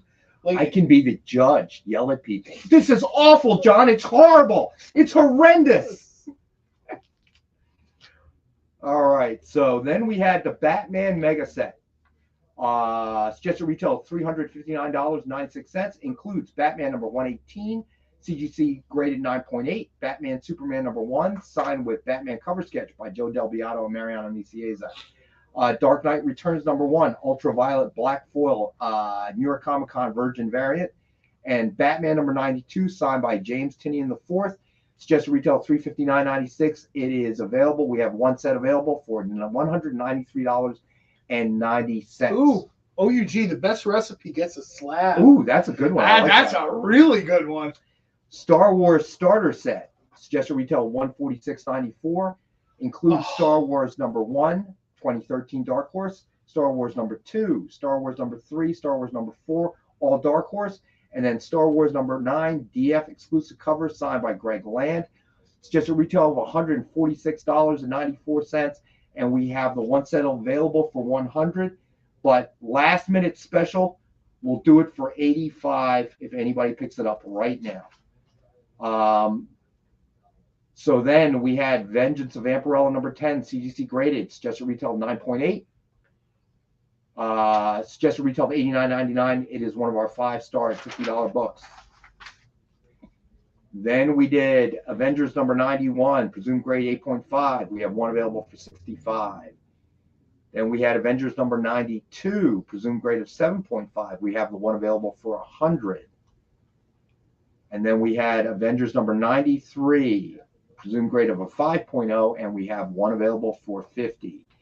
Avengers 95, presumed grade of 7.0, and we have one available for 50. And Avengers 98, presumed grade of a 7.0, and we have one available for 40. And no, Preston, I could not do a backflip. And if I did one, it would be a different kind of show. It would be like a One of those CGI ambulance backflip. shows. Okay. Old men hurting themselves. Volume Yeah. 2. It'll be one of those shows. So again, the Star Wars starter pack, I lowered the price last minute from 100 to 85. If anybody is nice. interested in it. All right. But I think a cooking show would be cool. Well, it's something else that sort of it broadens the I don't want to say the appeal, but it broadens the scope of the channel. Now it's not just a comic book, because when you're reading comics, what are you doing?